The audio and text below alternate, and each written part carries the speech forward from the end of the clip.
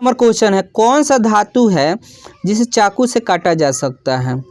तो सोडियम और पोटेशियम धातु जो है चाकू से काटा जा सकता है।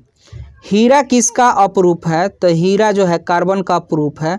फ्लोरीन भी होता है इसका, फुलेरिन, ठीक होता है। एक होता है इसका अपरूप C60, ये जो है कि कार्बन का अपरूप होता है। हीरा हो गया, एक ग्रेफाइट हो जाएगा,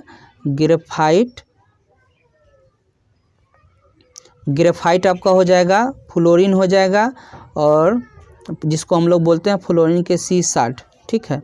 चलिए अगला क्वेश्चन जो है, आवर्त सारणी के प्रथम वर्ग के एक तत्व के नाम बताइए। तो ये जो है हाइड्रोजन है, ठीक है। अगला क्वेश्चन जो है, निम्नलिखित समीकरणों को संतुलित करें। तो संतुलन देख लीजिए यहाँ पर दोस्तों, हो गया संतुलित इसका। चलिए अगला क्वेश्चन जो है, लोहा ऑक्सीजन से संयोग करके क्या बनाता है?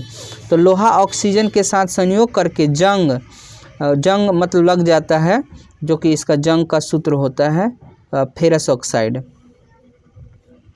अगला क्वेश्चन जो है, हरे पौधे में किस तत्व के अभाव से प्रकाश संश्लेषण का अभाव नहीं होता है? तो मैग्नीशियम। दोस्तों प्रकाश संश्लेषण के लिए मैग्नीशियम की होना बहुत ज़रूरी है। अगला क्वेश्चन जो है, दो तंतुओं के बीच खाली स्थान को क्या कहते हैं? तो सिनेप्स कहा जाता है। अगला क्वेश्चन जो है, मनुष्य में चीनी के पाचन में कौन सा एंजाइम सहायक होता है? तो इमाइलेज होता है चीनी के पाचन में। और जबकि हार्मोन कहेंगे तो इंसुलिन हार्मोन जो है, इंसुलिन आप लोग जानबे करते हैं, इंसुलिन जो है, इंसुलिन हार्मोन की कमी से हमारे शरीर में मधुमेह रोग हो जाता है। चलिए अगला क्वेश्चन जो है, मनुष्य के कोशिका में गुणसूत्र की संख्या कितनी होती है? तो आप सभी को पता है कि 46 होता है, 23 जोड़ी, ठीक है। अगला क्वेश्चन जो है, संवेदनशील रासायनिक अभिकर्मक क्या है? संवेदनशील रासायनिक अभिकर्मक क्या है? तो वह पदार्थ जो अन्य पदार्थों के साथ तेज रासायनिक क्रिया करती है, संवेदनशील रासायनिक अभिकर्मक कहलाती है, ठीक है। अगला क्वेश्चन जो है, ओम के नियम की क्रियात्मक मान अंक क्या है? तो इसका आंसर हो जाएगा V = IR, ठीक है। अगला क्वेश्चन जो है, विद्युत शक्ति का SI मात्रक क्या है? तो वोल्ट होता है। और न्यूनतम जो है, जो स्पष्ट दृष्टि के न्यूनतम दूरी क्या होती है? तो 25 सेंटीमीटर होता है। वही अधिकतम कहेंगे तो अधिकतम दोस्तों, अधिकतम हो जाएगा आपका अनंत, ठीक है, अनंत हो जाएगा। चलिए अगला क्वेश्चन जो है, गृह गैस का प्रमुख घटक क्या है? तो मीथेन आपके एग्जाम में बार बार पूछते हैं। जल संरक्षण का एक प्रमुख उपाय बताइए। तो वर्षा जल संचयन करना, यानी वर्षा वाला पानी जो है, वर्षा का जल का जो पानी इकट्ठा करना। अगला क्वेश्चन जो है, परिसरण अभिक्रिया क्या है? उदाहरण देकर समझाइए। तो देखिए, परिसरण वह प्रक्रिया है जिसमें पदार्थ उच्च सांद्रण से निम्न सांद्रण की ओर प्रवाहित होता है। उदाहरण के लिए पानी में नमक का घोलना। अगला क्वेश्चन जो है, अगला क्वेश्चन, ऊर्जा के स्रोत के रूप में जीवाश्म ईंधन तथा सूर्य की तुलना कीजिए। तो देखिए, जीवाश्म ईंधन दोस्तों ये सीमित है, प्रदूषण फैलाता है, जैसे कि सूर्य का प्रकाश जो है असीमित है, ये स्वच्छ ऊर्जा का स्रोत होता है। अगला क्वेश्चन जो है, खाद्य के ऑक्सीकरण से विभिन्न जीवों में ऊर्जा प्राप्त करने की विभिन्न मार्ग क्या है? तो देखिए, तो ये होता है एरोबिक श्वसन होता है और एनरोबिक श्वसन होती है।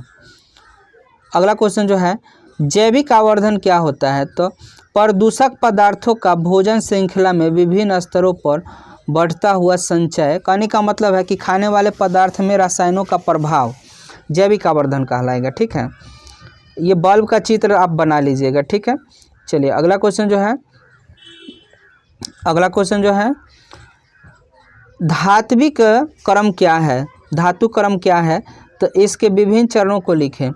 तो धातु क्रम वह प्रक्रिया है जिसमें धातु को उनके अयस्क से प्राप्त किया जाता है। इसके चरण जो है, अयस्क का संकेंद्री, गलन, शोधन और भी है इसका। चलिए अगला क्वेश्चन जो है, विरंजक चूर्ण क्या है?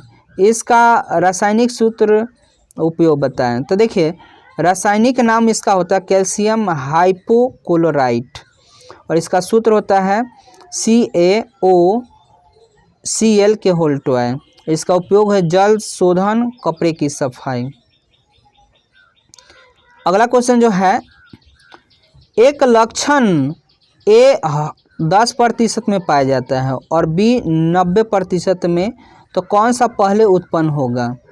तो B, क्योंकि यह अधिक प्रतिशत में है। अगला क्वेश्चन जो है, प्रकाश के वर्ण विक्षेपण से आप क्या समझते हैं? तो प्रकाश के वर्ण विक्षेपण यह दर्शाता है कि प्रकाश विभिन्न तरंग दैर्ध्य की सम्मिश्रण है। कहने का मतलब दोस्तों कि वर्ण विक्षेपण उसको कहते हैं जब प्रकाश किसी प्रिज्म से गुजरता है तो 7 रंगों में बट जाता है, ठीक है, इसको वर्ण विक्षेपण कहते हैं। चलिए अगला क्वेश्चन जो है, दृष्टि दोष।